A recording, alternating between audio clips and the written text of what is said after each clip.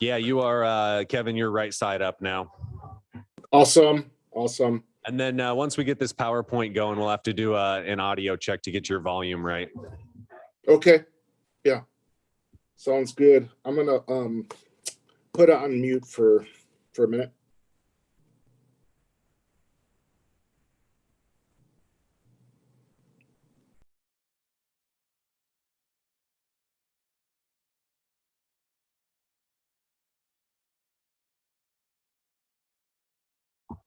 I got you.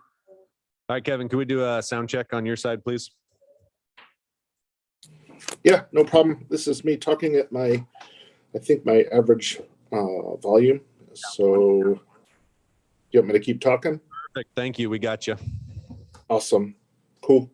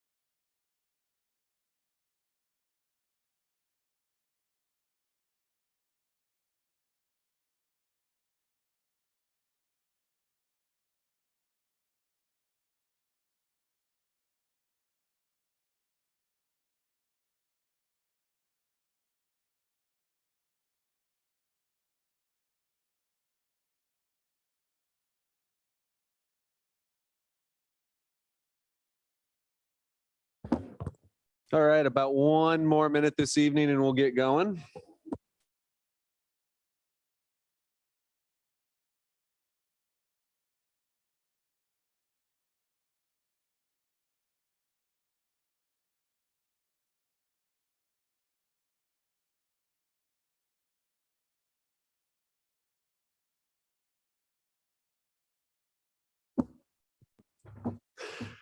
Well, since the fire hall's pager system has gone off, it must be 6 p.m. We will call to order the regularly scheduled meeting of Tuesday, July 25th, 2023. Please join me in a flag salute.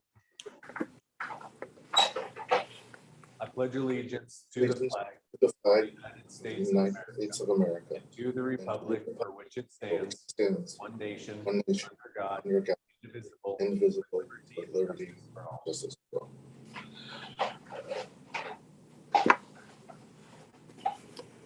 The Assembly of the City and Borough of Sitka would like to respectfully acknowledge the traditional first people of Sitka. With gratitude, we proceed on Tlingit Ani.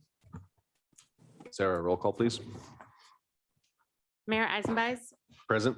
Mr. Mosier, Here.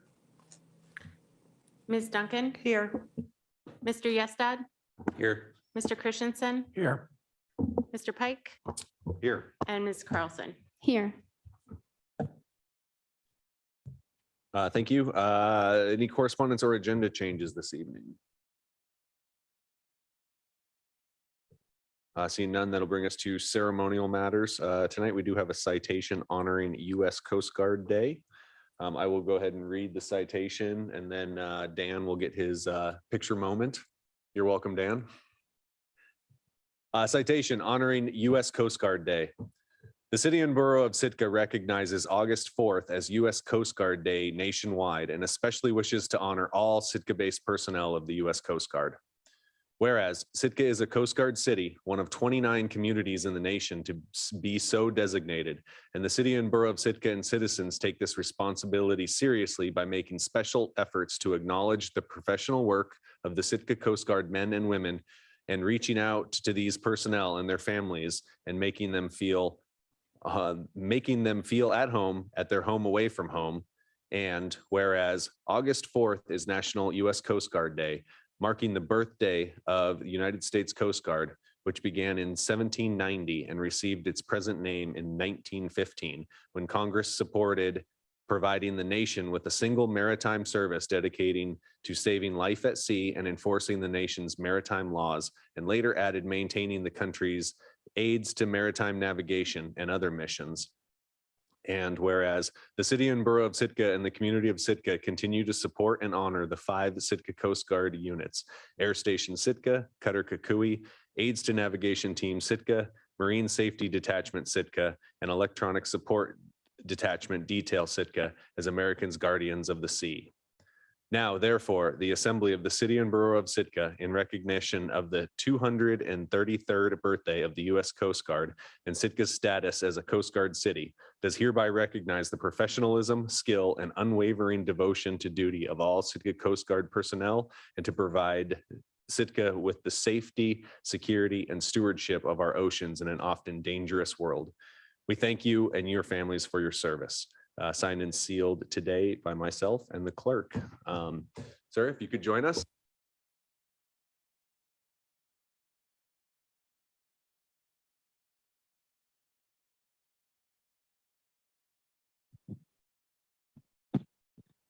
Thank you for coming to represent the 5 units here in Sitka. We do have citations for all of them to proudly hang in their office. You don't have to, but I'd give you the opportunity to say a few if you'd like. Thank you, Mayor. Hi, everyone. Commander Vincent Jansen. I'm the commanding officer of Coast Guard Air Station Sitka, representing all 5 Coast Guard commands here this evening. Just today, a ferry arrived and welcomed another 8 coasties to the island. It's the time of year where we're saying goodbye to our shipmates as they sail to usually back to the lower 48, and we're welcoming a lot of new faces. So thank you to the community for welcoming the Coast Guard women and men and their families into our community and as you see them around town. Just this past 12 months, it's incredible that it's already been 12 months since we were last standing here together. but we've launched on over 190 search and rescue cases, saved over 140 lives. And of those 140 people, 123 needed higher levels of medical care, folks that we moved from the small villages all across Southeast Alaska to the hospitals. And that's an extremely humble mission to do, and we do it well. We launch in the dark and stormy while everybody's asleep during the wintertime. We're out there flying, moving folks, we're tending buoys, maintaining the waterways, and just maintaining the general safety and security of Southeast Alaska. There's about 180 Coastie women and men here in Sitka. We do our job with much pride, and we're also very happy to be part of the Sitka community. So thank you, Mayor, and the Assembly for recognizing August 4th as Coast Guard Day as we celebrate our 233rd birthday. Thank you.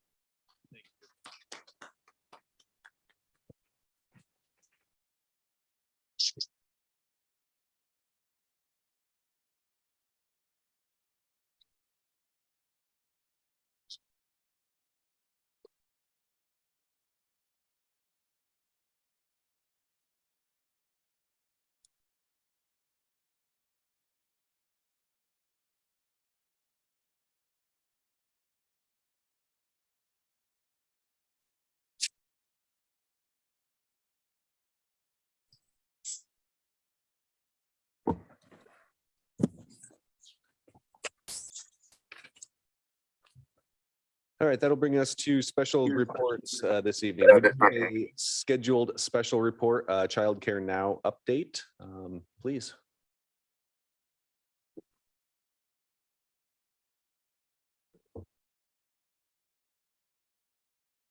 We worked hard on the PowerPoint, so it should work, I'm hoping.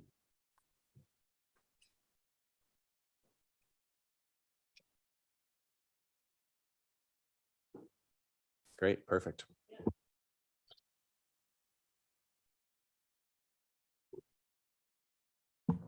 Thank you for allowing us this opportunity to give you a broad update about childcare in Sitka. I've prepared a PowerPoint that I'm not going to read all the slides for sake of time, but it's available to anybody listening or here in the audience at sitkakids.com. Right there on the screen, it tells you what I intend to talk about in 10 minutes, but we think we can do it. I'm here, Carrie Segal. I work for the school district and I work under the STEPS grant. My name is Annette Evans. I'm the Child Care Director of the Ventures Child Care Program under the Sitka School District. And we meant to have Ellen Hughes, who's going to come up at the end, but also Lauren Wild up here, but it just seemed like we'd be ganging up on you. So we're going to proceed. Little bit, we represent an organization called the Early Childhood Coalition. You can see some of the members there. Those are the people who might be likely to show up regularly at meetings. We also have a working group called Childcare Now. Most of our work lately, because of the issue of childcare, has been in the work group.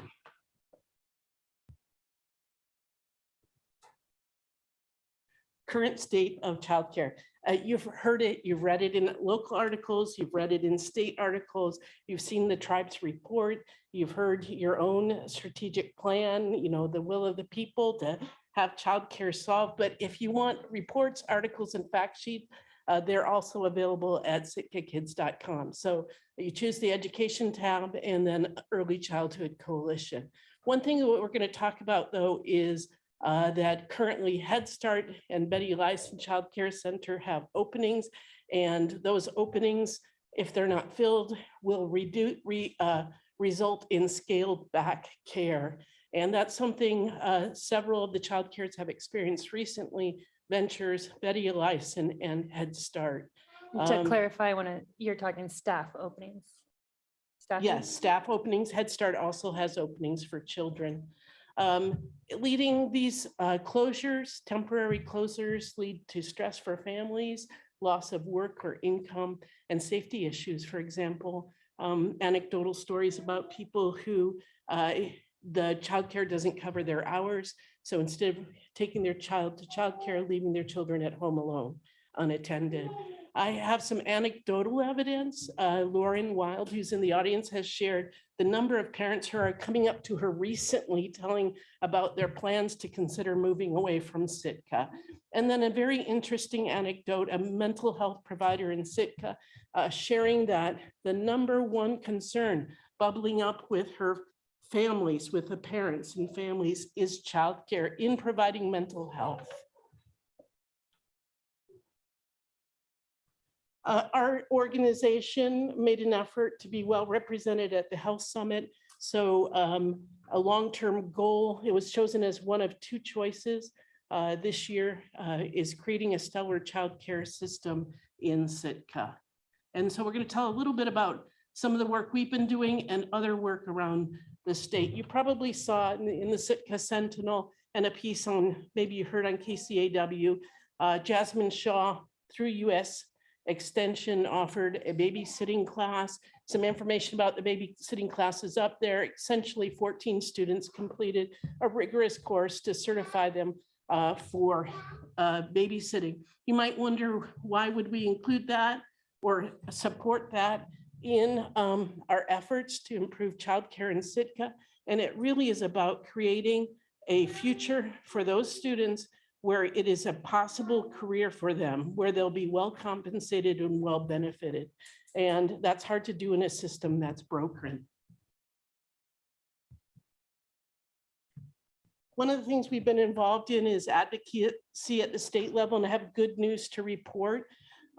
There's a coalition of coalitions called the Early Childhood Network, and they came up with a strategy of, instead of introducing a bill, adding $15 million to an existing line item in the Alaska budget. During this budget process, childcare received the most written comment of any issue appearing before the legislature. We really targeted Senator Stedman's office, and he included in his counterproposal of the budget the 15 million, which when it was set back to the full legislature was reduced to 7.5 billion, but Dunleavy signed that. And I'm going to have Annette explain how that money could very easily be distributed. And this is one of the reasons this program was very amenable to the legislatures. There's already a mechanism to getting the money out to childcares. So licensed childcare centers can apply. It's optional, but they can apply for a childcare grant that goes through the childcare program office. And you just simply send in your enrollment numbers and you get a certain amount of dollar per child. So it's already a system that's set up and it's really easy and it comes in directly to the childcare program. So that's the method that our group is advocating. And the Early Childhood Network is advocating that simple mechanism that already exists. Here's the bad thing. That's good news, but it's 1 year. And how are wages increases? So this is all going to wages and benefits. How are those maintained when the funding goes away? And that's a lot of the CARES Act money. That's the question too. Some of the childcares have been reluctant to put money into wages and benefits because what happens when that money goes away? The other thing that you might want to know that's happening at the state level is there was a administrative order number 346. Governor Dunleavy created a task force on childcare with the goal of improving availability and affordability of quality childcare throughout Alaska. If you're interested, it meets tomorrow at 12 o'clock. It's their third meeting. You as a listener, that's all you get to do. You get to observe. But they're going to attack these things that are up on the board there. The one thing that I think is interesting is they're intending to develop a framework and pilot a program about employer-provided childcare. So it'll be interesting to see what that task force does. This is really good news. Got permission from Sitka Counseling to share this news, but there's remaining CARES Act funding, and the THREAD office at the state level, which is involved in childcare, put out a grant called the Community Innovation Grant. And this is in line with Sitka Counseling's desire to offer a therapeutic daycare program. And what that is provides daycare to children with emotional and behavioral needs. It's going to have 6 kids starting. Their intention is to start in January. And you might think, what impact could this have on Sitka? 6 kids. They do intend by the second year to go to 12. And if you read the tribes report, and if you listen to the directors at a meeting we held with them last year, they are not, our childcares, our daycares are not equipped to give services to children with special needs. So while this is taking kids and serving them directly on this Sitka Counseling campus, it will have an impact on other childcares by giving them the ability to refer children to a more appropriate setting. We do have some sad news to report is the Sitka Counseling, the Early Childhood Coalition supported this grant application through soliciting letters of support. And I thank the city of Sitka for providing a letter of support. We also reached out to people expressing willingness to be partners, but one portion of the grant wasn't funded. It was the Child Care Resource Office was left unfunded, and Annette can tell you some of the things we had hoped that office would do. So that office would help providers, but it also help parents and kind of just match them up with the needs of their family and their needs of their child in particular, with resources directly here in Sitka. And it would also create a career pathway so that we can continue to or start to develop and grow the workforce in the childcare field here in Sitka. And we're getting near the end here. The group is with the STEPS, with collaboration of the STEPS grant. We're creating a childcare career pathway summit in the fall, inviting all the key players, and they're indicated up there, to start to build a high school pathway so we can enhance our workforce here in Sitka. Part of the day will be spent examining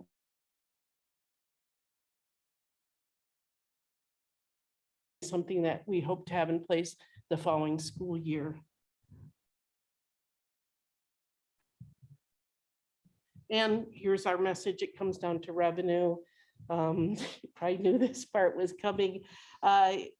It really costs money to retain trained employees. Developing the workforce requires money, and families, there's no way families can afford what child cares need to charge to charge so that they can offer competitive wages and benefits. It's broken, it doesn't work. It's like a public sector industry trying to operate in the private sector. So we want to say we are very thankful to the city of Sitka.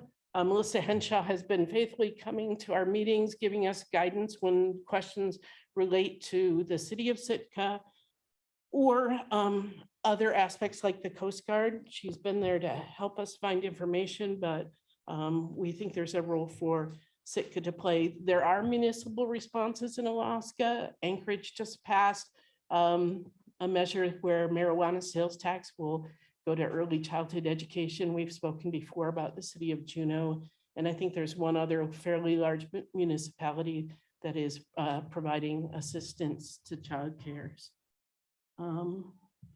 Last slide is we want the city of Sitka to consider its role. Its commission is charged with looking at municipal solutions because our community needs to be a place where families can work and live. We're gonna ask Ellen Hughes to come up very briefly, and she's works at Betty Eliason Child Care Center. We rarely get to meet with them because they're busy working, and we'd like to invite her up to come give a statement about what it's like in the child cares right now.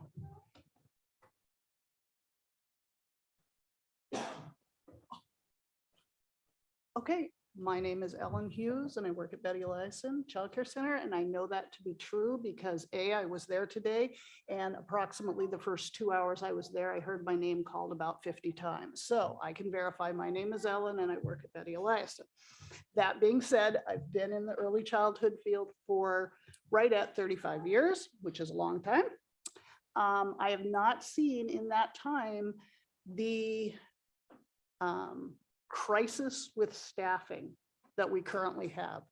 We fortunately have a large enough facility to break up our preschool room into kind of a younger preschool and then an older preschool with kids that are going into kindergarten. We had to close that second room today because the person that takes that class was sick. That's not uncommon. We try and keep the center open as much as we can, closing maybe a classroom if somebody's sick, but hopefully not the entire facility. So I don't, the answer isn't one specific thing. It's not wages, it's not more staff. It's like a puzzle. You have to have all the pieces together to form the complete picture. And only then are you going to have a good quality program for the community or for, wherever you're headed. So that's an up-to-date today. This is what's happening. Realization. I mean, that affected probably 6 to 8, maybe 10 families for just one day. So it's not, I mean, I wish I had Go Gadget arms where I could be in every piece of the puzzle, but I don't. And it's just, it's hard. It's become really, really hard. It's still fun. It's still pleasantly fun, but it's a challenge to say the least.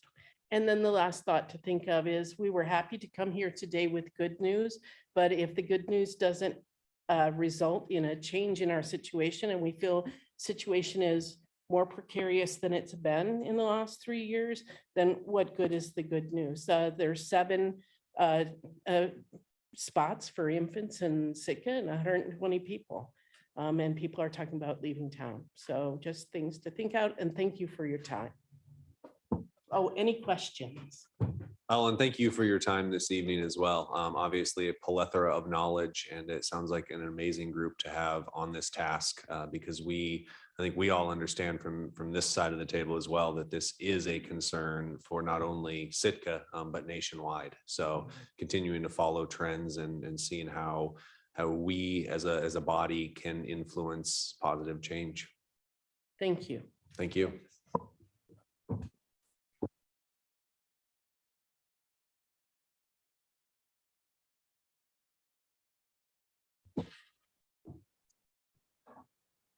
I will be continuing on with special reports this evening. We'll start with government to government. Chairman.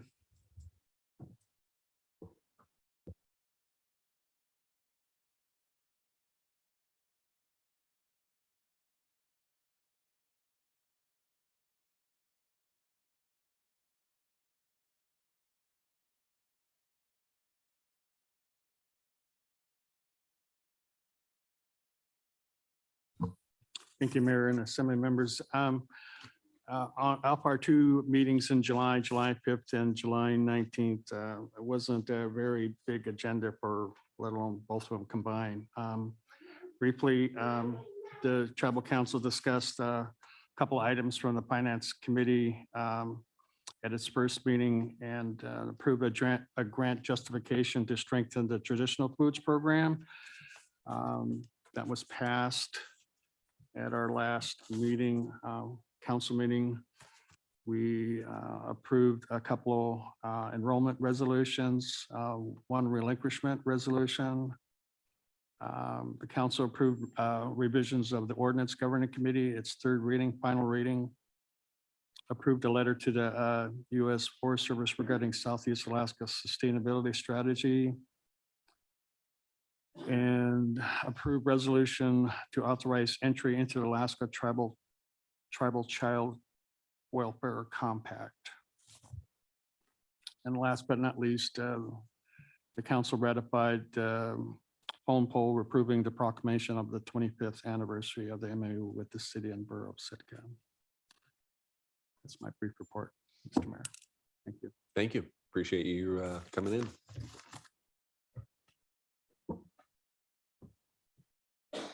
Is there anyone else here this evening for government to government reports?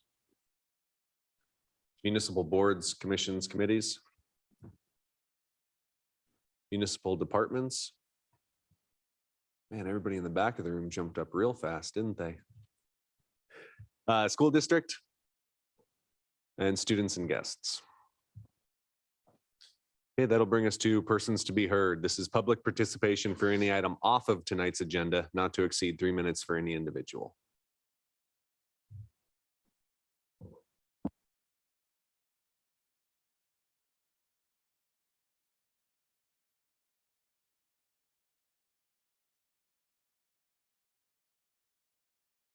Good evening. My name is Richard Ween, and I'd like to welcome everybody to the island paradise called Sitka, where all of our goods and services are dependent upon fossil fuels, also known as Texas tea, black oil, and short chain hydrocarbons.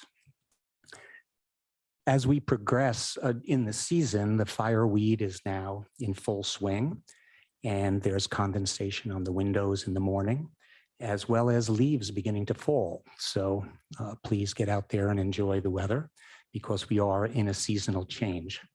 One thing that I've done since I've seen you last has been, I've done a fairly deep dive on the head tax. And by the way, I'll start off with I won't bury the lead, is that we can do a head tax. I've reviewed the Alaska statutes. I've reviewed relevant federal statutes. I've reviewed the history of how all of this came to being, because it came to being through the state, where the governor created a $50 tax and then subsequently reduced it to $34.50. I've gone through all the relevant statutes and regulations, and I am very well aware of the constitutional issues, of the CLIA issues, and so forth. And 3 minutes is not enough time, but we can do it.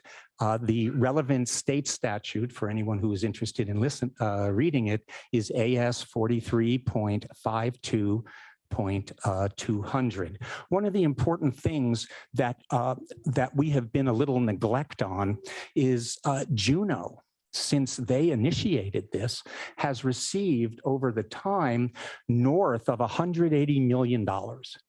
And to me, that's serious money.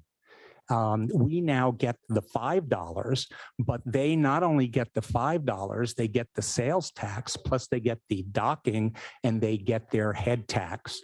And I think that this is something that a place where we need to be. Ketchikan is also enjoying these extra bits of money. And one of the problems is, or potentially could be solved, if we ask the Alaska Municipal League to find out if they can assist Southeast in all the communities in an effort to get this bounty, because this bounty will not be lasting forever. Yes, we can do a head tax. It's serious money. Let's do it for childcare, if nothing else. Thank you, sir. Thank you. Anyone else for persons to be heard this evening? Any item not on tonight's agenda? Seeing none, we'll move on to consent agenda.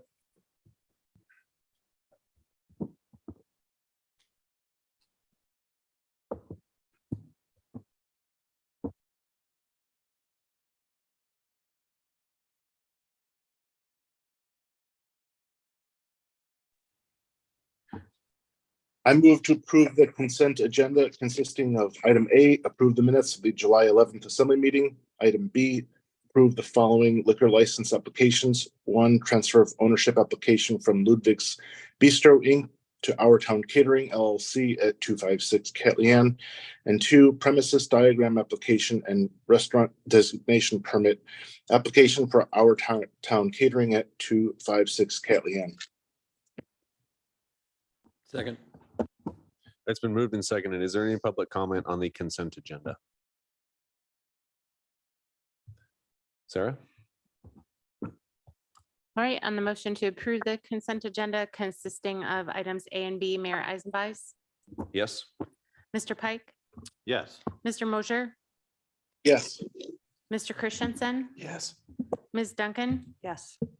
Ms. Carlson, Yes. and Mr. Yestad. Yes. Motion passes 7-0 on the consent agenda. Thank you. There are no appointments this evening, so that'll bring us to unfinished business, item C.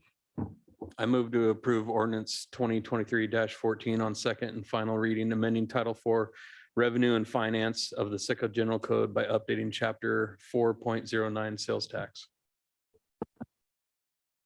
Second. It's been moved and seconded to approve ordinance 23-14. Is there any public comment?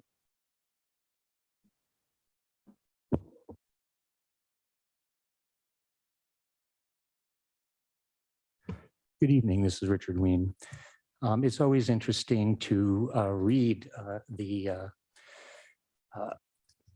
ordinance and also the chapters that it's related to. This updates the chapter to allow for a year-round 1% tax increase. Now, one of the things that it does is also remove exemptions from the retail sales tax.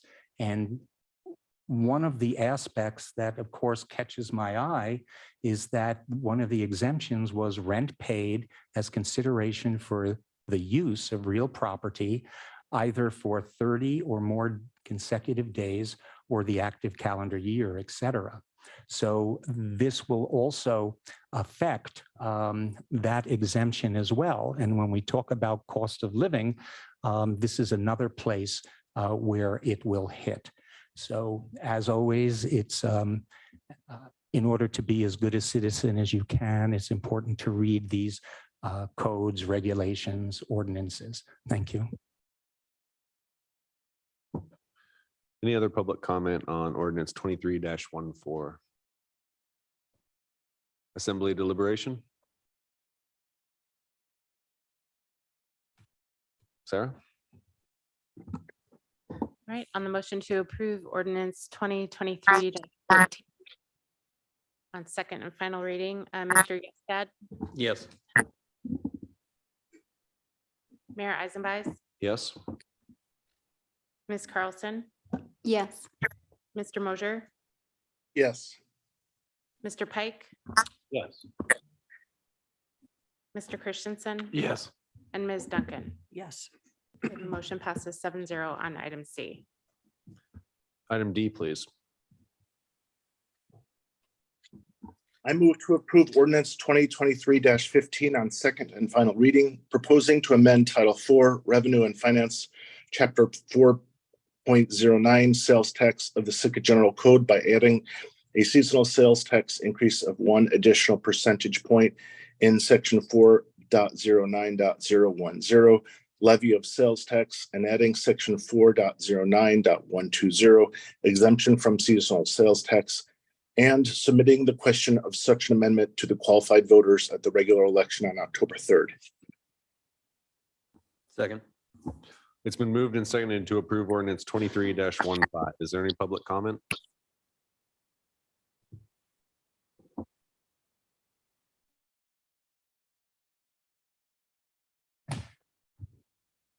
I'm back.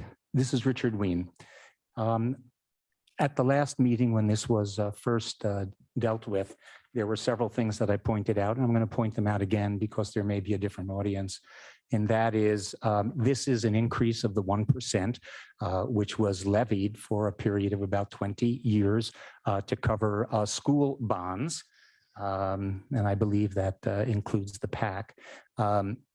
One of the things within the background was the district and the municipality are unprepared to fund any emergency repairs to the building requiring an appropriation for the general fund. And I feel that's pretty serious language when you say you are unprepared, and that now becomes the reason to do this, to add the 1%. What happens, it will not take place until 24. So what was going on with all these 20 years before all this tax that was coming in through the tourists, et cetera? Also, it has to be noticed that the state has severely diminished educational support.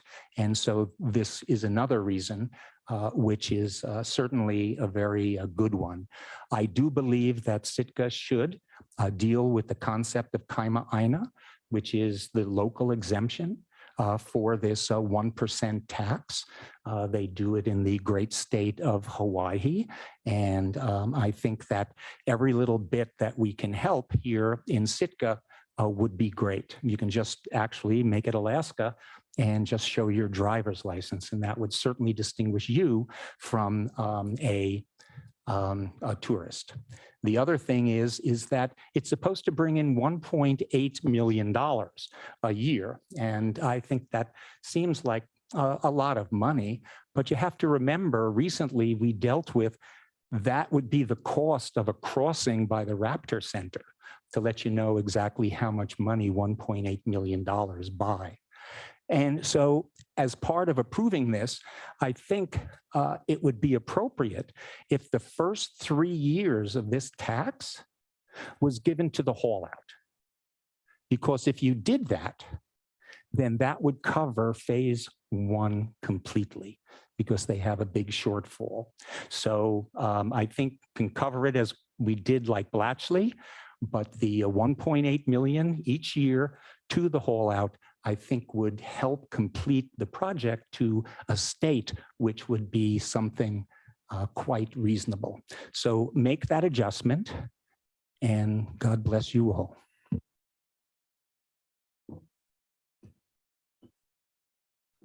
Is there any other public comment on ordinance 23-15? Back to the assembly for deliberation. Again, I'll just say that I'm throwing this out as a way for the community to vote on how they want to pay for their school repairs, maintenance, and upgrades. It's a large cloud that's been looming over our head for quite some time now. And I believe here in the near future, we're gonna have to deal with that. So whether this passes or not at the ballot box, we'll see.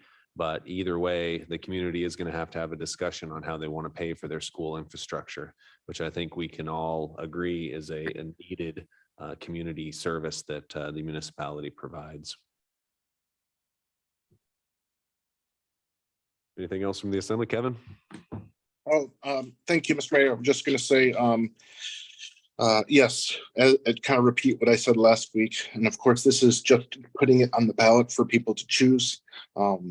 And I'm just reinforcing that this is for a dedicated funding for schools, which we don't have right now. And this could be used not just to save and use as one, but used to purchase bonds that we would receive bonds that we would use for school projects. And a reminder to those in the public too who are concerned, even when we choose to do a bond, if so, we still will have to give that to the voters to choose as well. So there's a lot of control there. Thank you. Anything else, Chris? Just that I'm more than happy to send this to the voters so they can choose whether to self-impose a tax on themselves or not. So, yeah.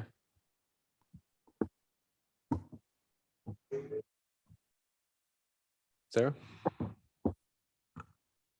Okay, on the motion to approve ordinance 2023-15, second and final reading, Mr. Yestad, Yes. Mr. Mosher, Yes. Mayor Eisenbeis, Yes. Mr. Christensen, Yes. Ms. Carlson, Yes. Ms. Duncan, Yes. and Mr. Pike. Yes. The motion passes 7-0 on item D. Item E, please. I move to approve ordinance 2023-16 on second and final reading, proposing to amend Article 2, the Assembly Section 2.11 prohibitions of the Home Rule Charter of the City and Borough of Sitka by permitting school board members to hold municipal employment other than with the school district during their term of office and the year after vacating the office, and submitting the question of such an amendment to the qualified voters at a regular election on October 3rd, 2023. Second. It's been moved and seconded to approve ordinance 23-16. Is there any public comment?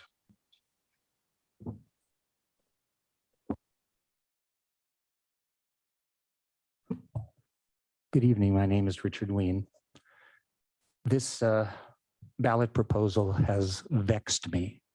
I am really vexed because basically, as we were told last time, well, I'll repeat that that it will allow municipal employees to hold a school board office. And one of the reasons we were told was that it increases the number of people who might be eligible. Another aspect somebody mentioned at the last time that if we had to worry about conflicts of interest and all this other stuff, we wouldn't get any work done. And the example that was used were cities, villages up north. But we're a town of 8,500 people. And to me, it is almost inconceivable that we have to open up a venue with 100+ individuals to find eligible people to sit on the board, on the school board. And to me, that says more about us and the seriousness that we have about, we keep hearing it all the time, it's for the children, it's for the children.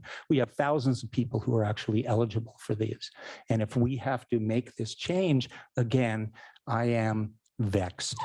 Another notion is here, it says that we do not believe the Sitka School District employees should be allowed to serve on the school board, just as municipal employees should not be allowed to serve on the assembly. But if you take that logically, what you do is you have the cross. So you have school members, board members, who people who work in the school sit on the assembly, and they deal with funding to the schools. And the reverse is also true, where you can have city employees sit on the school board, which also deals with funding. So to me, it's much ado about nothing. I wonder what the real modus of this was. It certainly couldn't be looking for those few extra candidates. And so to me, it doesn't make sense. But then again, we live in a mysterious world, and I am certainly happy to deal with mystery. Thank you. Is there any other public comment on ordinance 23-16? Back to the assembly for deliberation.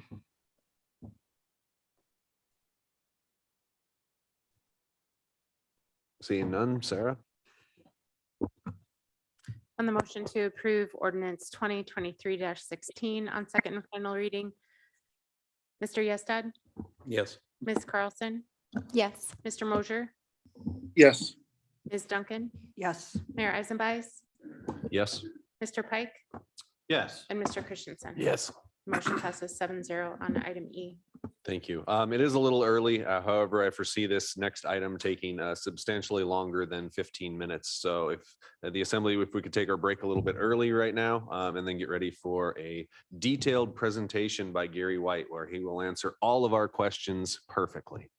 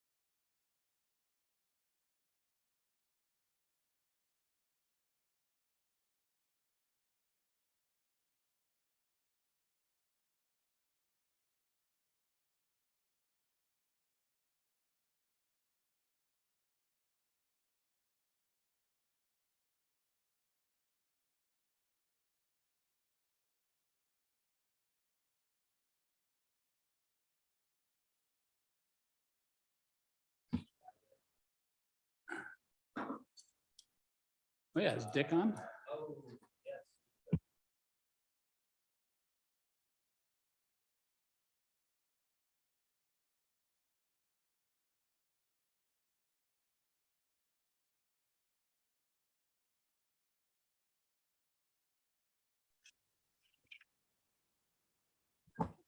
We got just a minute while we connect one more person. Okay, we're all set. Okay.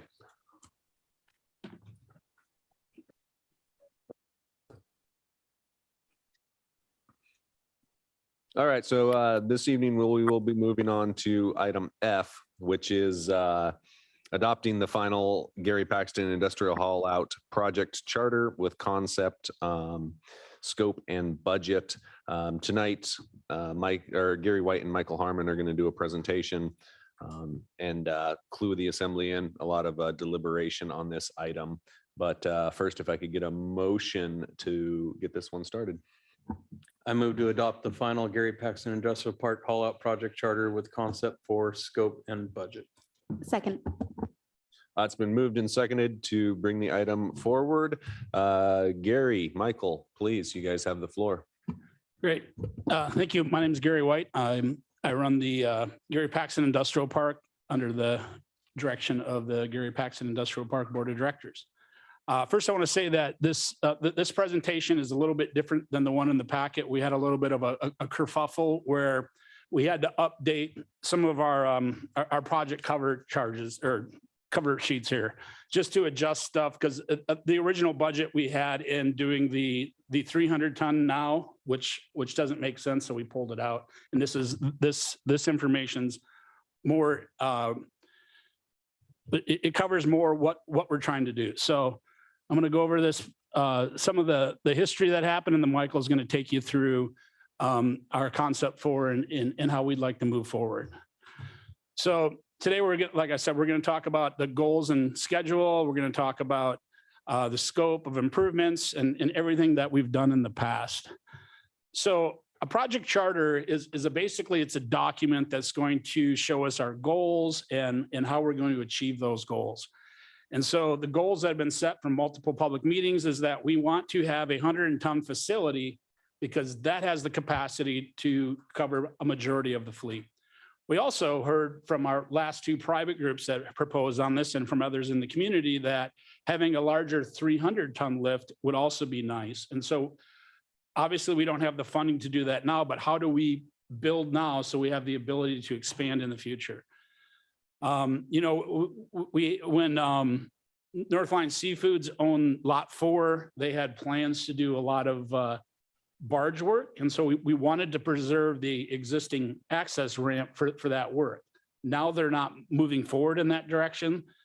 So that ramp wasn't as important, but we have heard from the community that it does have some use and we'd like to be able to do that at some point as well. Obviously, we want to have a shipyard associated with our haul out. We want to grow and maintain our local service jobs. We want to provide infrastructure in case there's an emergency. Right now, if there's a vessel that's starting to sink, the only option is the Allen Marine lift. And what happens if the Allen Marine lift has an Allen Marine boat in it? So we don't have that infrastructure right now.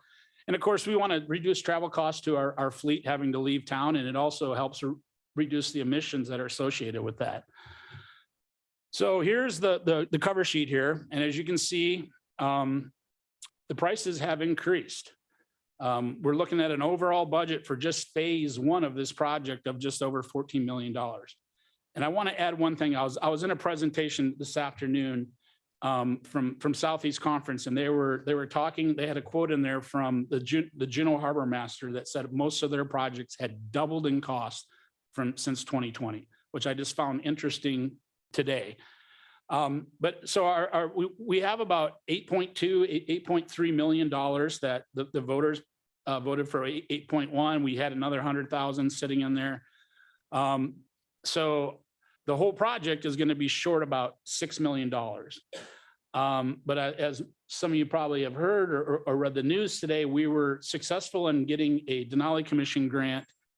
We found out last Thursday, and that grant is going to be in the amount of $1 million. And that money can be used for purchasing a travel lift or some type of boat hoist piece of infrastructure. So it looks like our delta that we're going to need is about $4.8 million, which is still substantial. Whoop, I went too far there. And so we have, this is our schedule. We've heard from the community that we need to get this thing moving as quick as possible. We are trying to do that. The vote passed in October. In November, the Gary Paxton board met and we put together this initial charter, and the charter has been a living document. It's been updated as we move forward. Right away in December, we put out an RFP for professional services to help us engineer this and act as project managers. We ended up putting P&D engineers on staff in March. That same month, they came in and did some initial bathymetry. They did some site surveying, did some other site investigations to determine where is the best spot to put this hall up. And then they came to the board in April and they gave us a decision matrix to figure out what's the best site. They picked 3 different locations out there. And the 4 things that they looked at was cost of construction, operational efficiencies, the ability to expand, and the overall risk of the project. And they gave each of those scores, each of those things a weight through all 3 sites. And it became very obvious that site 2 was the preferred site, which is where we're proposing, as it's closest to the yard, to the shipyard. So we have less movement of vessels. And the only thing that was really holding that up is that's where the existing access ramp is.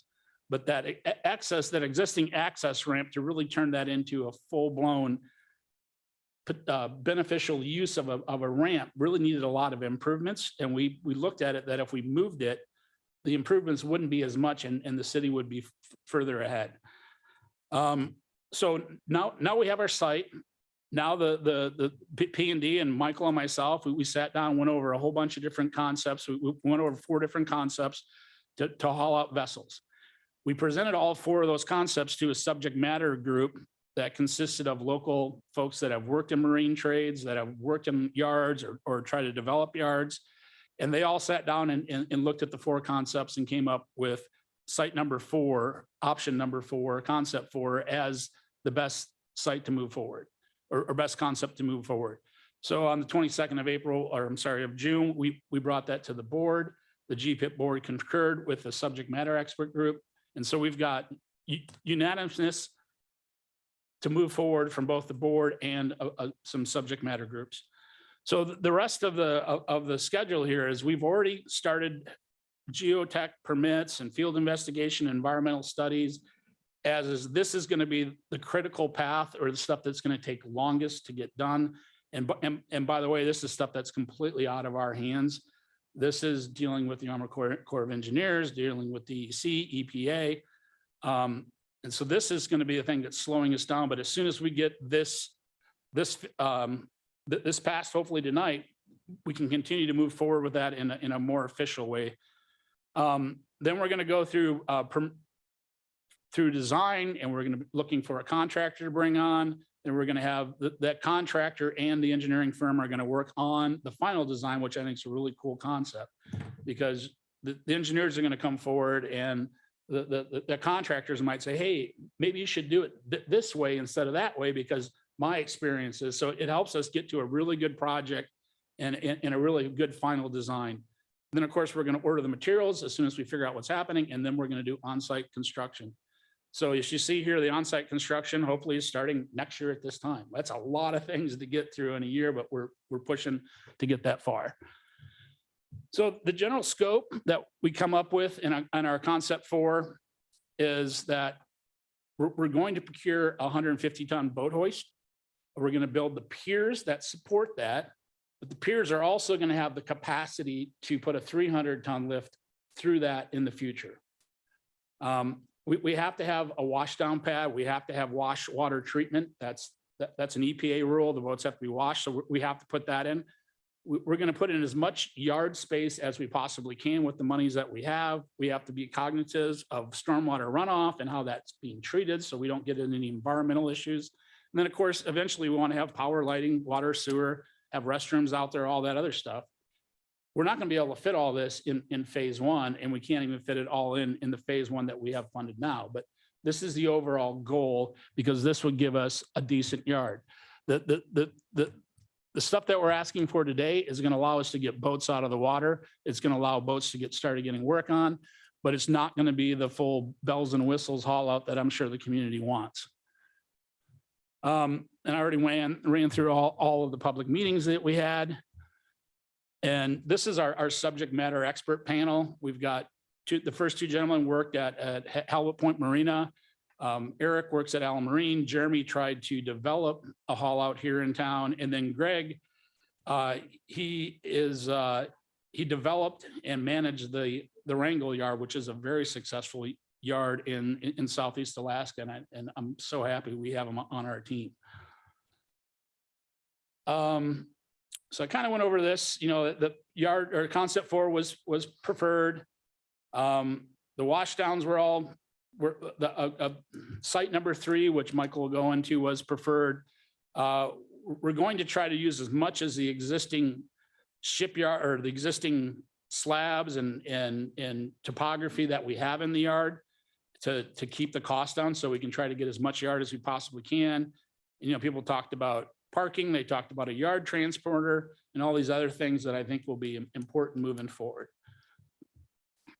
And I just want to show you, this is what we're talking about for folks that aren't really too familiar. This is Huna's 200-ton lift. And as you can see, that thing takes up a lot of space. There's the ramps that go out.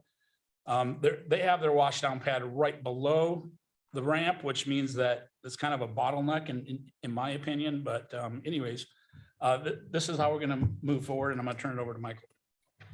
All right, good evening. Yeah, I wanted to start with this picture for those who may not be familiar with a traditional hoist lift operation, and it will help you visualize a little bit better as I go into the concept drawings. But traditionally, you'll see a 2-pier formation here, and I'm trying to highlight on the screen so everybody can see, with a deep water slip in the middle. And this lift goes out over the top of this, running on each of those tracks, and pulls the boat out in the middle there.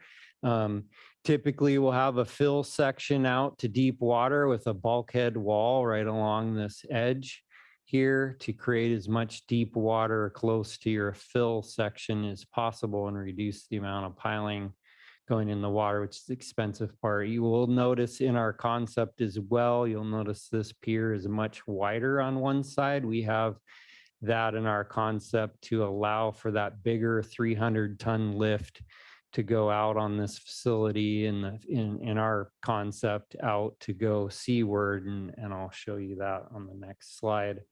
Also, you'll see a building here, outbuilding for restrooms, mechanical and office space, pretty traditional features you'll see.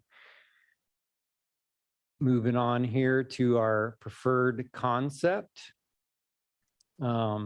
Again, you'll see much of the traditional features. So we have 0.6, got my notes here, pull this out so I can read it here. We got a little over 0.6 acres of fill, comes out here to a bulkhead pile supported wall.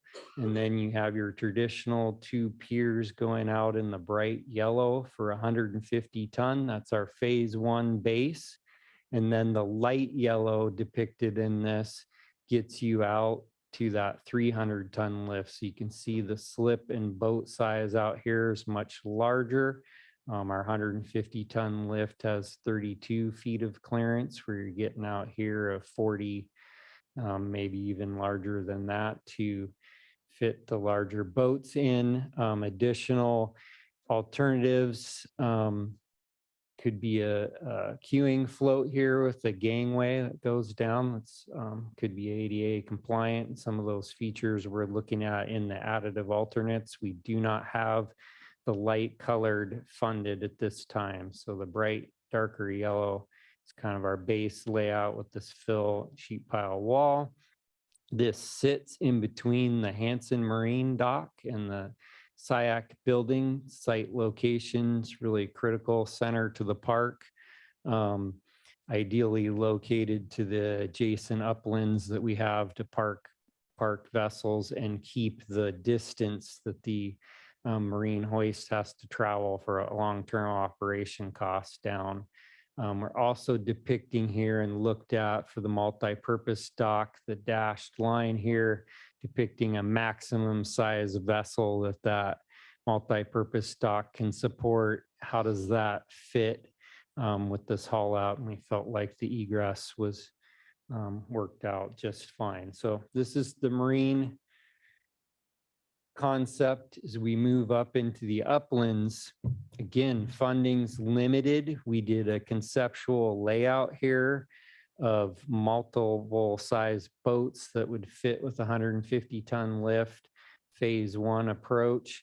In reality, you'd be looking at a graveled yard that's very similar to what you see out there today, except we have to do minimal grading to collect all the stormwater and treat it.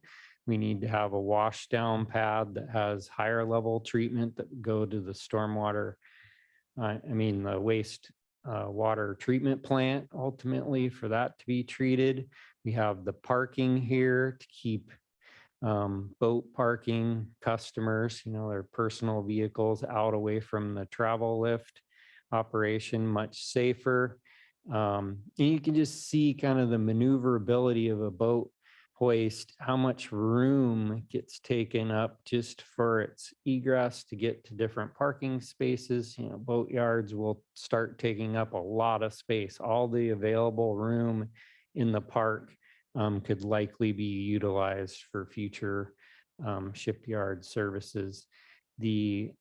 Everyone pretty much agreed that this is the best first location for the washdown pad, easy access to come in back into that and be able to leave a boat there for washdown and not have your travel hoist get stuck. Some spots they can get stuck if there's tall masts and they don't have room to back out.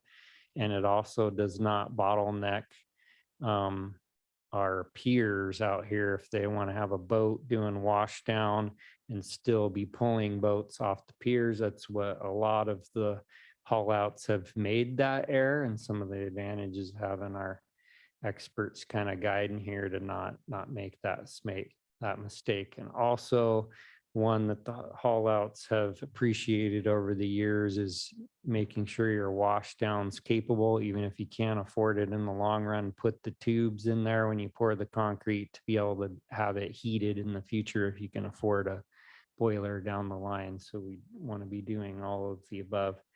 This general layout for phase one will get us 19 slips. We did look at a full build out just to see how things would fit, what type of capacity, if we're going after grants, we can possibly go for. We're getting over 60 boats in this layout. We also have the gravel ramp coming back in because over here to the left, north of the page here, as you may or may not know, the preferred location here covers up the current gravel ramp that's out there if you're familiar with the site. So this kind of shows how that could come back in play in actually a much better location topographically to extend that ramp out further and have it be able to operate at more tides, whereas where it is currently now drops off very quickly after the end of that, and you really would be cost prohibitive to keep expending that ramp. So we get that in a better location, and we know what we do here to not preclude expansion in the future being forward looking like this. So I really liked the exercise that we did on that. Going forward, Gary covered a lot of this. Our base staying within the budget that we have through the discussions. There's a lot of more immediate needs that were identified that would fit well in phase one. If additional funding came in, we could do them and it would fit within our permit, could be done quickly. Kind of what we move out to phase two are items that couldn't fit in our permitting, our current array. You're really kind of starting over. It would be a longer view in the future. And if I go to the itemized budget here, that was one thing we took out just recently doing review of the items, we took out the 300 ton because that broke our rule. That would need additional permitting and doesn't really belong in phase one. So that has been taken out since the packet was submitted to get it more accurate in the presentation to match the charter and the cover sheet, which is accurate. It has the 300 ton out of that in phase one, giving you that total 14.166 million. And then this identifies the bare bone basics of what we get to the budget. A little bit flabbergasted, honestly, that our base items, when we were asked, what is the bare bones to get this operated? And Gary spoke to how extreme costs have gone up over time, that we're actually still staying very accurate to that goal within budget. And a lot of these things additional, other than the concrete washdown pad, that would have been like to been up in this top rung when we gave that original budget. But all the rest of these have kind of come up through the development of the project from the experts of things to consider in your phase one. So that's really what's growing our price here from the very original first draft charter. While I'm on this screen, I think it's really critical, one, to know what's in the base that we can afford now. That's highlighted in items 1 through 7 here.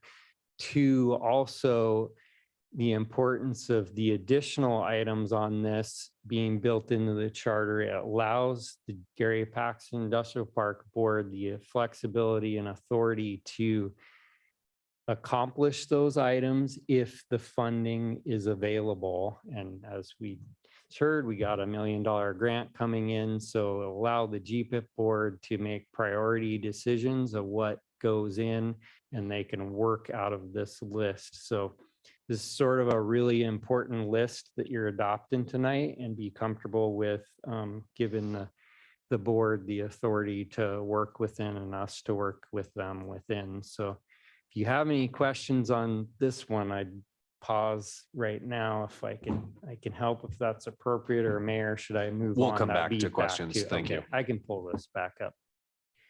Need to go over it. Gary covered the schedule well, belabor that, and we've had really good participation with everything Melissa's doing, helping me out, putting things on our website and really trying to make an effort there. So we encourage everyone to go there. You can comment on the custom email website we have there, and you can see all the drawings and everything. And I have made presentations and posted it on there, so you can have kind of a verbal walkthrough if you were unable to miss the meeting. So thank you for the time to present. Thank you both.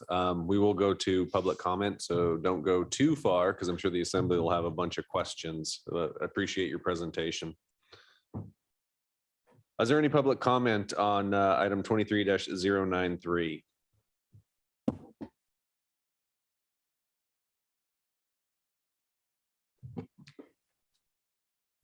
Good evening, Richard Ween. I'd like to thank Gary White and Mike Harmon and everybody else who was involved in this. It was certainly a lot of work to get this all put together and conceptualized, and actually contacting all the appropriate sources, including PND, which was here already and had knowledge of our situation. One thing for sure is that the EPA, the environmental aspect, they're well known. They know Silver Bay very well because of the pulp mill, and there are a lot of issues related to that. There used to be an environmental fund, and I think that was all spent. I don't know whether it was spent on the landfill or whatever, but I'm sure I'll never get an update. But it'd be nice to know where that money has gone. One of the things that I notice is that where things come back to you, the Zyac Logistics, which used to be Northland seafood and then salmon shares, we had the ability to keep that building. And if you just go back to that slide, you can see how it occupies a very strategic area for our future haul out. So we had it within our power to, in essence, prevent that and keep that within the city fold. Another thing that I didn't see within the budgeting is the electrical, the transformers and everything else that will need to be placed. Water infrastructure, sewer infrastructure, and I'd certainly like to hear about that. I remember when we were considering this years ago, with just electrical would be millions of dollars to get this thing up and running. You'll notice that the, we'll call it the phase one light is $8.2 million. And, I hope that they're able to stay within that budget, but the full phase one is 14 million. And that's where that 1% could come into it. If we really believe that the fleet is so important, you give that 1% to them over the next 3 years. And I think they can really build out something really incredible. If you look at the picture, it is amazingly tight. If you just see where all the pieces are, you throw a little wind in there and a little of this and a little of that, and things will be a very interesting time.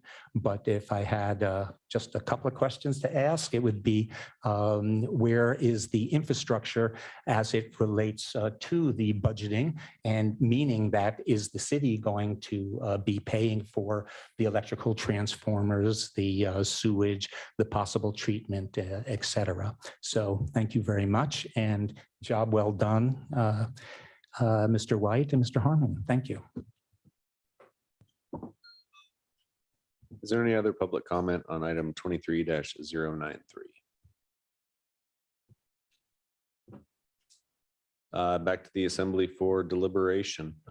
Gary and Michael, I'm sure if you just want to come back up, I'm sure there'll be plenty of questions for you. So. Real briefly.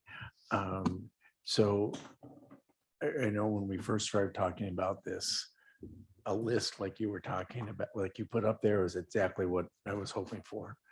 That where we get down to the amount of money we have, and then as more funds become available, we already know what's coming next. And so obviously that $1 million we got already, and I know we're going to keep going after other funds. So this is exactly what I hoped would happen. Get hauling boats out. And then as we have funds available, we start, and I think that, it could be quite a while, and of course, inflation is going to happen, but as we go after funds and we go for it. And so I appreciate that. And I've been following this, and there's no surprises here for me, but again, I love that. Okay, bare bones, and then as we can do things, so that's exactly what I hoped would happen. So thank you.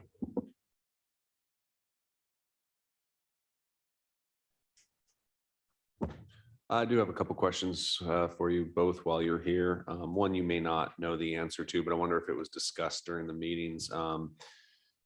Allen Marine, when they bought their new travel lift, they left a pier-based system like this in favor of a ramp. Do we know why they did that and why that was their preferred method? I think it was cost for their site location is my understanding. But that was, it's great having Eric, who was the project manager on that project for Allen Marine, was part of our subject matter group. And, okay, so he worked on that he one. Strongly recommended going with how we're doing it. Okay, perfect. That eases my concerns, because if Allen Marine switches to a different system, and I don't understand why submerging your lift in salt water is the best option. However, seeing that it gives me a little bit of pause to see if that's the way to go. And then my second question, comment on this. Were either of the two neighbors who are going to be directly affected by this included in these conversations, Hanson Maritime and then SAAC Logistics? And the reason I ask that question is because we are severely corking them with some of these. If you look at Hanson Maritime dock, if we ever get a 300-ton pier and a max size floating vessel at the same time, plus a boat sinking, Hanson Maritime's not able to leave his dock there.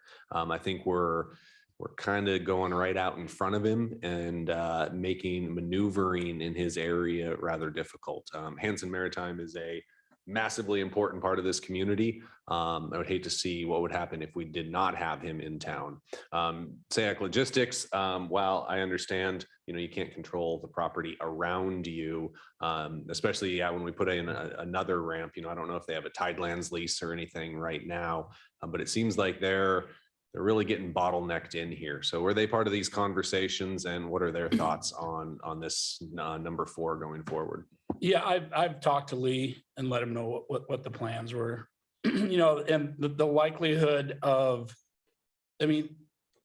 on this drawing, it doesn't look like he could get his tug in and out, but he can get his tug in and out. And the likelihood that we're going to have a 400-foot ship there is pretty low. So, I've talked to Lee. He didn't seem to have any big objections, but I don't want to speak for the man. As far as SAAC, when we sold that building to them, this was always the plan to put a marine hall out here. We've had plans in this area since 2007. When we sold that building, they said that they were going to use it as the marine service sector, which would have fit perfectly into what we were doing.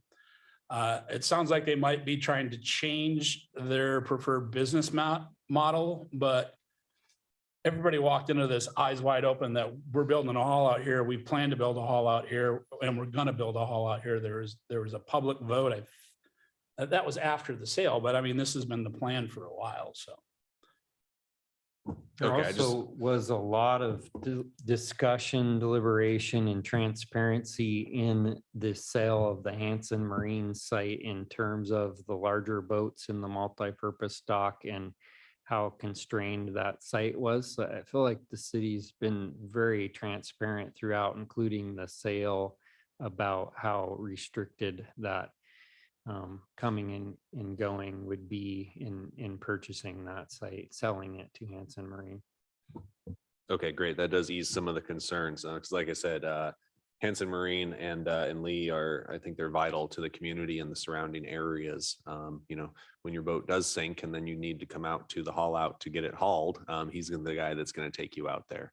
And I also understand that Pat Glob wouldn't have built a ramp right there if it wasn't a preferred haul out spot. He knew that as well many, many years ago. And I think that's why we're looking at this spot again, is that it works well with the rest of the yard. So I'm excited to see the small scaled down version. I think that'll get us going. I'm really excited to see this one in front of us. I know that's big dreams and big wishes. I'm going to vote for this tonight because I don't have any better knowledge than any of the experts that have come before. But I'm going to continue to look at this. It's harder to look 20 years ahead. I'm going to continue to look at this with an eye of what are the problems we're going to run into in 20 years. And if I have any of those, I'll pass them on. So thank you for your time this evening on this. I do appreciate it. I also support this. Just a couple of questions for my own clarity. So the options, items 8 through 20, are those prioritized in order of how are we handling that after the fact? Do you have a way to figure out, is it based on money or grants that are available for this specific item? How do you move forward with those? Apologize. We'd move forward with those with the Gary Pax Industrial Park Board, and our vision of crafting this charter and including those is sort of giving that bounds of clarity that these are the items that we would work within. They are not in priority order.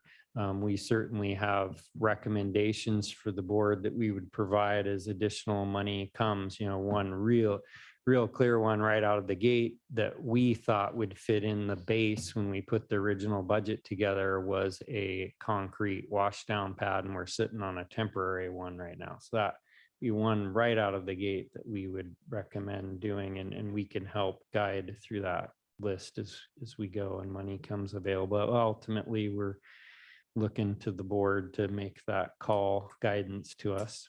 Okay, and that was actually my second one. So I see that the temporary is listed at 325.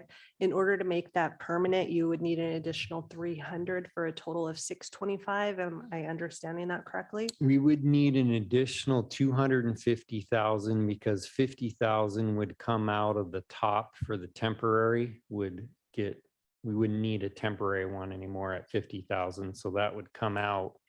So the delta or net gain would need to be $250,000 added to get that one in there. Yeah, basically 275,000 of that. 275,000, that's gonna be in getting water service there and getting the sewer service, the lift station, the water procurement facility. So just 50,000 is going towards that temporary thing versus now we can put in 300. So like Michael said, it's a 250 game, but this is the roll up numbers. I was just trying to provide you the broken down numbers of how it's going to be.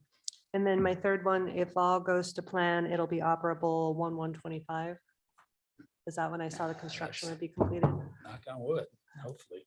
Thank you. Construction completed by then, I'm more in control of that piece, so I'm feeling decently confident. Permitting is our biggest, there's always risk factors, of course, to projects and permitting. We have it on the shorter side of our window that we're counting on. I mean, I've seen it take 2 years. If there's any sort of reservation that comes into that permitting from any organizations, that can quickly waylay this into a 2-year like we're seeing on Seaplane and other projects. So I put that as the highest risk to schedule right now. JJ? To continue on that permitting question, is that a state process, a federal process, and who are the kind of main entities involved in permitting for this? It's all of the above. It's federal and state level. The permitting process invites all regulatory agencies in to comment. So it's sort of up to them if they want to comment and how many will engage, but you will definitely be seeing the Corps of Engineers. You'll be seeing the fisheries in on this, both at the state and federal level.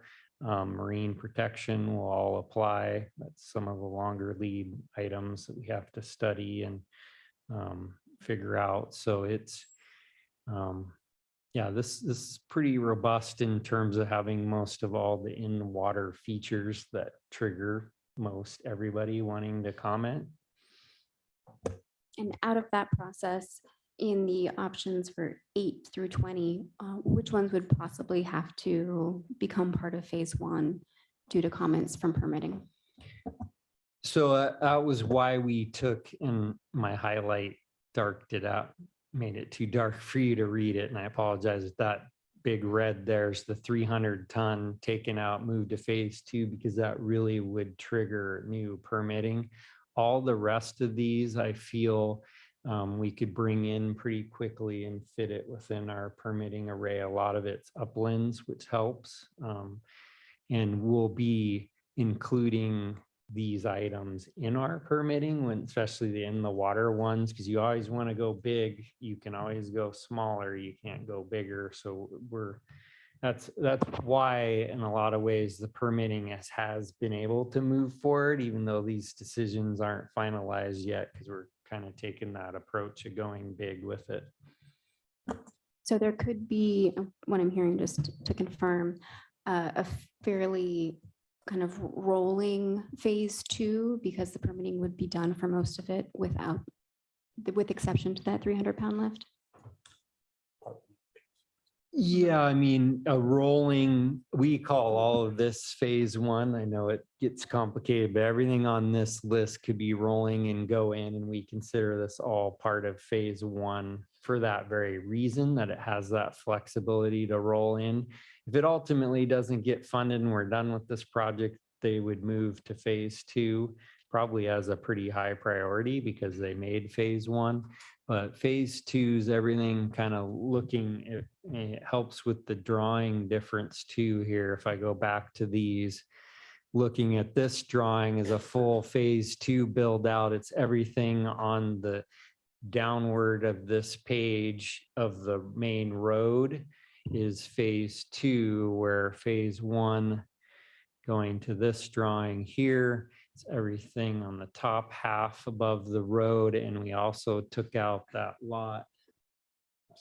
Good enough, 6 also would be in phase two on that side of the road. So it's much smaller footprint that we'd be able to permit now.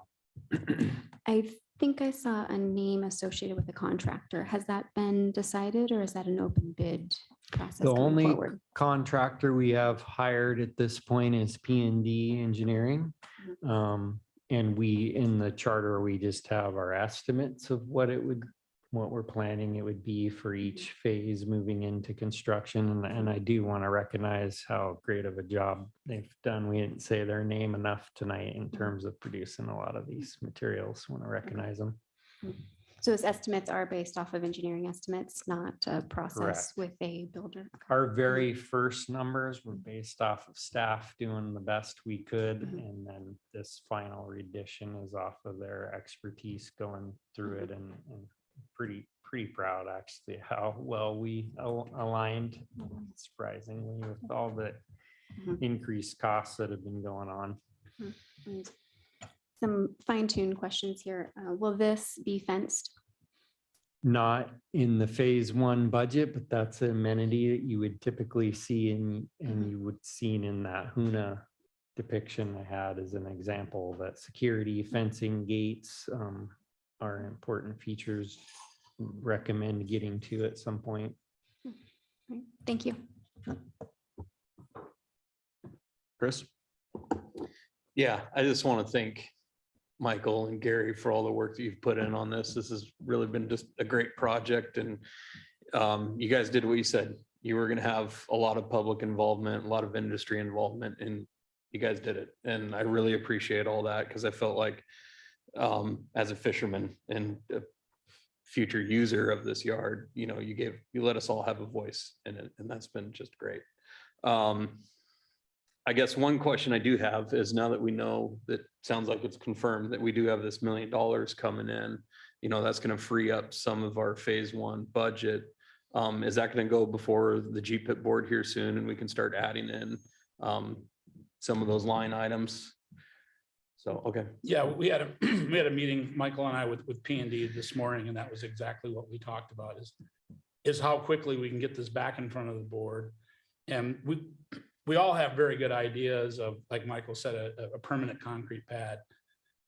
Maybe going for the better machine that's all terrain, since we're going to have some site issues. And then there's multiple other things that we can do, but we've asked those guys to break it down on costs and give us some options that we can get to the board and get that moving as quick as we can to keep this project moving. Yeah. Okay, great. No, that sounds awesome. And then I guess one thing I did want to point out to the assembly here, when it just comes to the budgeting process that the GPIP board went through, and something that was pointed out by P&D, is the contingency and indirect cost is set at 35%, which is $1.8 million.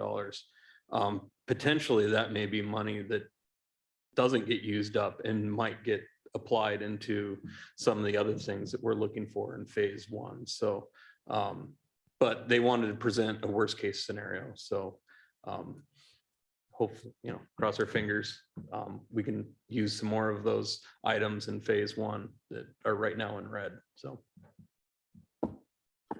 And add on to that. And then Kevin, if you have anything, I'll come to you. As we were going through the discussions, I also saw the 1.1 for the travel lift that's going to come out of this budget, and then can easily support doing a permanent washdown pad as opposed to a temporary one. I hate to spend a whole bunch of money on a water filtration system for Indian River, only to tear it down and then build a water filtration plant out the road a little bit later. So if we could just do that permanent right away and just get that done and not have to build both, that's my preference. Of course, GPIP will be the ultimate guiding on that, but I do agree with that as well. Kevin, did you have anything for the assembly or for Gary or Michael? Thank you, Mr. Mayor. I don't have any questions. I just want to be really brief. I share the thanks that everyone has been giving on the assembly for the people involved with this. I think Gary and Mike and the GPIP board and everyone else involved. I know there's stakeholders who've been involved as well, members of the community. I just think it's a wonderful thing how you have included the public in an open process, and I think it's really helping. And I'm just grateful. I think that this will be and is a crucial piece of infrastructure that is worth investing in. Even if we don't have all the money right now, it's just, we got to get this done. It's very important. And I'm grateful for the progress you've made. And I totally approve this or support this. Tim? I mean, I echo all those same things. This is a great thing. I've been watching with interest to see what this comes up. I like your list in terms of as more funding comes available, we already know, and we're permitting for things that are going forward.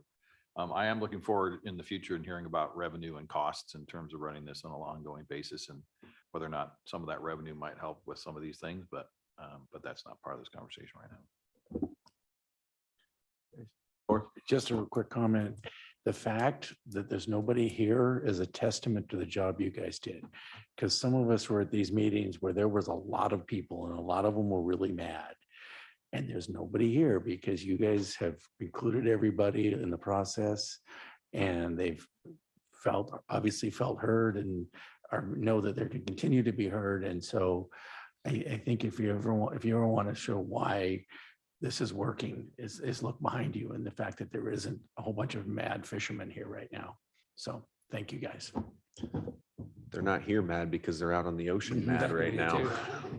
Can I just add a Please. comment real quick? You know, this is, I've been in the GPIT chair here for 15 years, and this is one of the smoother projects. I mean, it took a while to get here, but we moved as fast as we could because we realized that this is super important to the community. We don't have one right now, but I'm very happy that we're moving forward. I'm very happy that the voters voted for it. I think that the fact that the voters voted for it, and we had 8.18 of our own money into it, was the deciding factor of the Denali Commission to give us the cash, because they told me there was no way we were getting that grant. And then I just kept pushing that point of the community is already in. It'd be great if you all supported us as well. So I think we can use those types of messages in going forward to the federal and state funders as well. So I'm very happy with this. Great, thank you. Anything else from the assembly? One last question, Gary. I have a 19-foot skiff. Will I be able to haul out at this facility? Yeah, $150 a day. Thank you both for your presentation today. Super informative. Gary, I'm not sure where the kerfluffle was earlier with your presentation, but it came out perfect. It looked fine to me. So yeah, we're all good on that one. Sarah, on the motion. Right, on the motion to adopt the final GPIP haul out project charter with concept 4 scope and budget. Ms. Duncan, Yes. Mr. Yestad, Yes. Mr. Pike, Yes. Mr. Mosher, Yes. Mayor Eisenbeiß, Yes. Ms. Carlson, Yes. and Mr. Christensen. Yes. Motion passes 7-0 on item F. That brings us to persons to be heard. This is public participation for any item on or off tonight's agenda, not to exceed 3 minutes for any individual.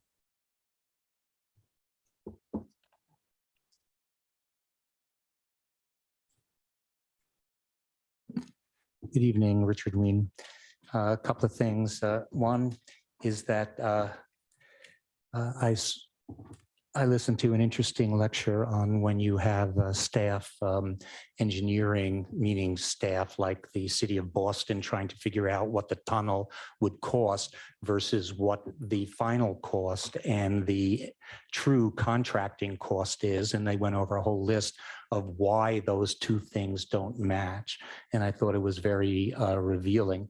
I'd like to quote T.S. Eliot here because I think it's apropos, and that this is the way the world ends. This is the way the world ends, not with a bang, but with a haul out.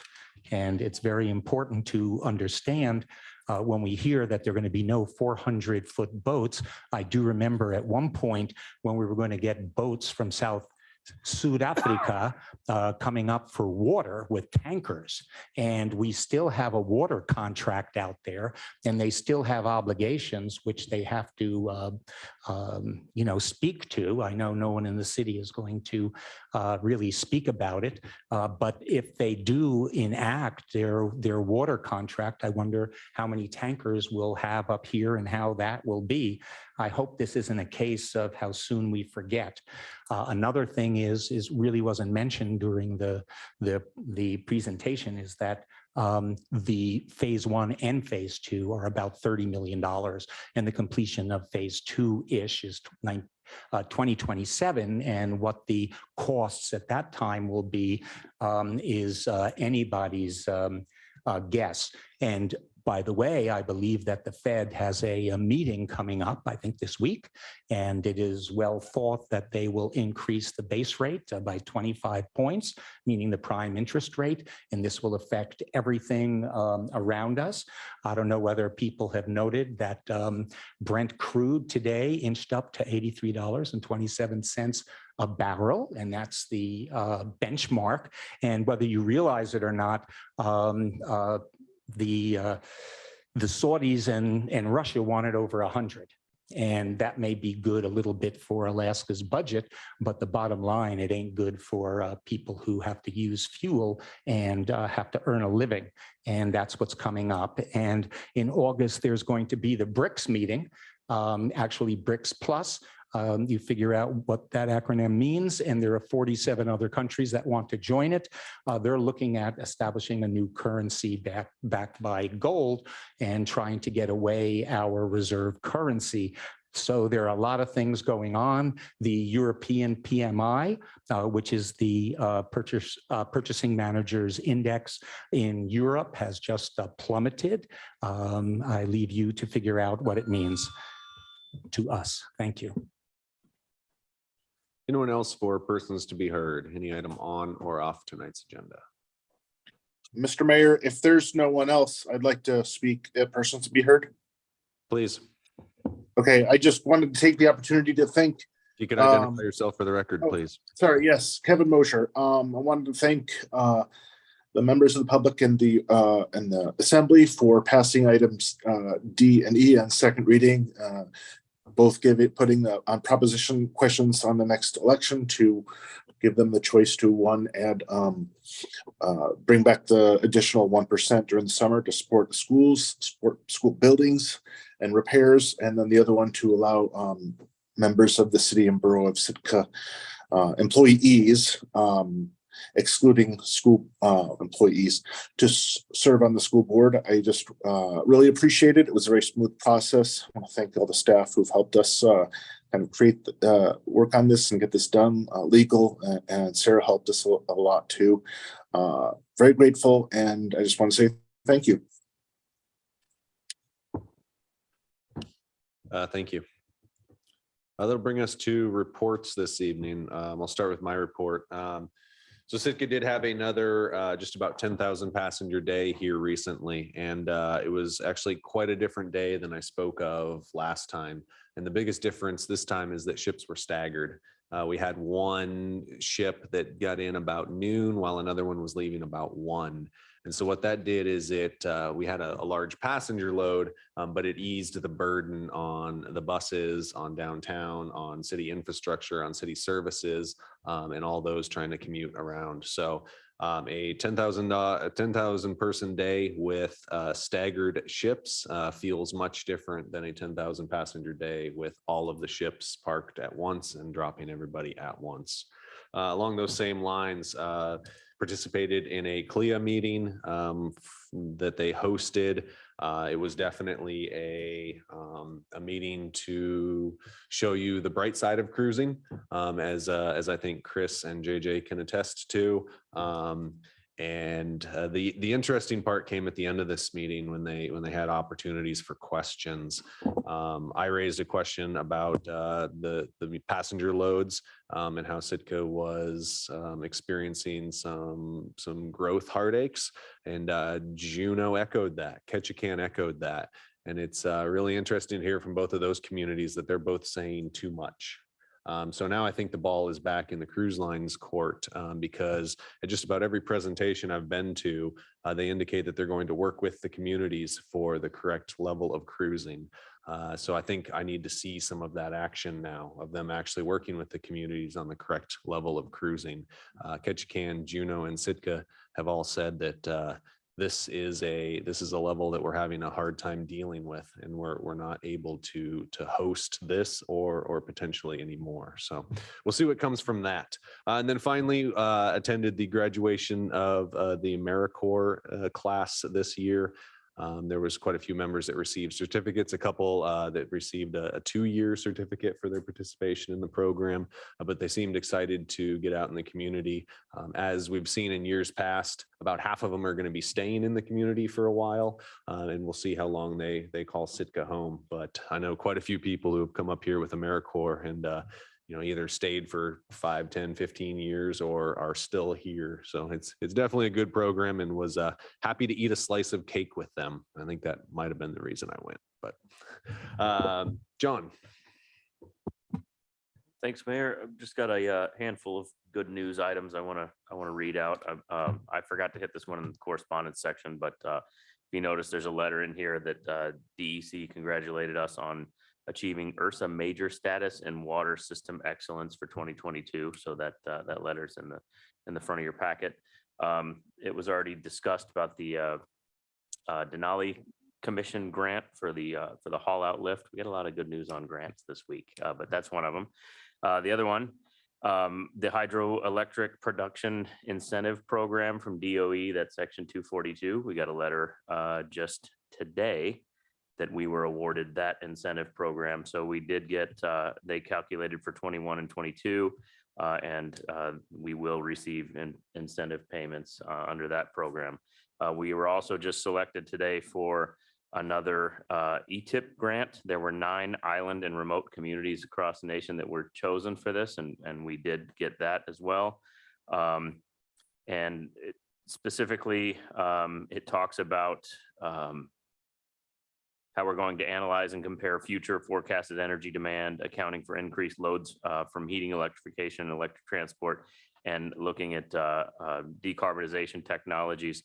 What I found great about this program, because I know there was some concern about us essentially becoming an R&D center for DOE, there was a quote from the acting assistant secretary, Alejandro Moreno, that said, ownership and collaboration within communities is at the heart of ETIP. For hard to reach communities that have historically felt out of sight and out of mind, the DOE hears you and is here to work with you on your vision, and your is emphasized here, on your vision of a clean energy future. So to me, that means they're going to work with us. They're going to hear what our goals are, and they're going to help us get things across the finish line. So lots of good news on grant programs. Yeah, 242 is absolutely huge. Brian. No report. Liaison representatives this evening. Tor? Just a quick one from the P and Z meeting. So there was a pretty good discussion about community gardens. And I don't think one of the sites is going to be all that controversial, but the other one is. So it's coming. There was a lot of very divergent views. And I'm not sure if they're going to continue to advocate for that site or try and find another one, but it's coming, and it's coming to us. So just kind of giving you a heads up. Like I said, they had 2 sites and one of them is out by Price Street, which I don't think is going to be very controversial, but the other one over by the junior high is, and there's no way around that. So it's coming, and we'll see what comes of it when it finally gets to us. Jim? Police and fire. So I think we kicked over the hornet's nest with a couple of things on commercial transportation. So they did go in front of that group, got quite a bit of public comment. And so then we, John, Kevin and I, and Sarah held a town hall with some stakeholders with that, very well attended. Quite a bit of comment. We learned quite a bit, I think. So I think there's this is also coming to us at some point, but we're quite a ways away from that, I think, because there's quite a bit of work to do. I know tomorrow night, police and fire will once again be hearing comment and presenting and talking about this a little bit. 3 of the commissioners were at our town hall too, so they have quite a bit of interest in it and they're paying close attention to it. So that's coming for us over time. I think it's going pretty well. Got a lot of interesting comments. JJ? Tree and Landscape met, and this is summertime. They are out there tending to the gardens around town. So if you see them, please thank them. They have some new t-shirts, so you'll recognize them as our Tree and Landscape Committee.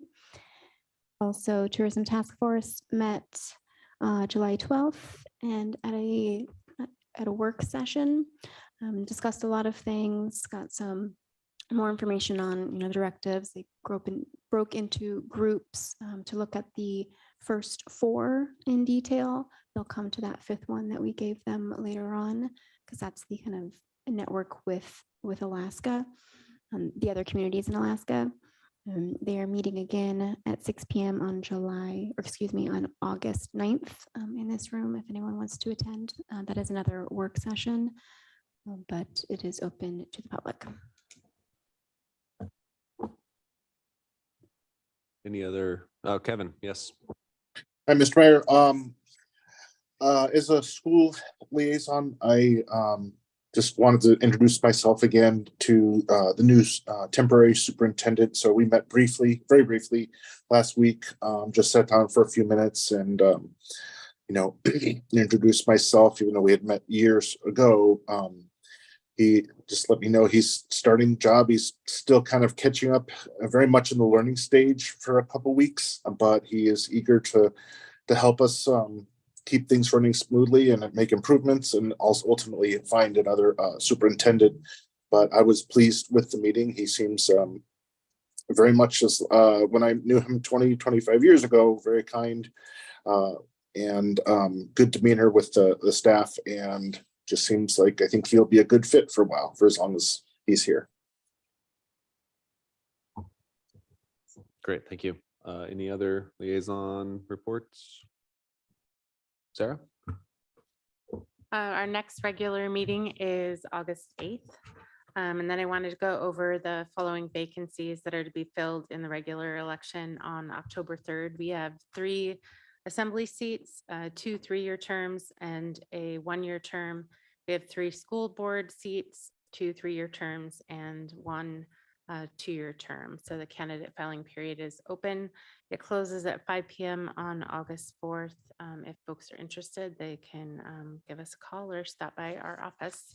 And then finally, I will review our current vacancy list on boards and commissions, the Animal Hearing Board, Health Needs and Human Services, Investment Committee, Local Emergency Planning, Parks and Rec, Police and Fire, Tree and Landscape Committee. So if folks are interested, they can stop by our office.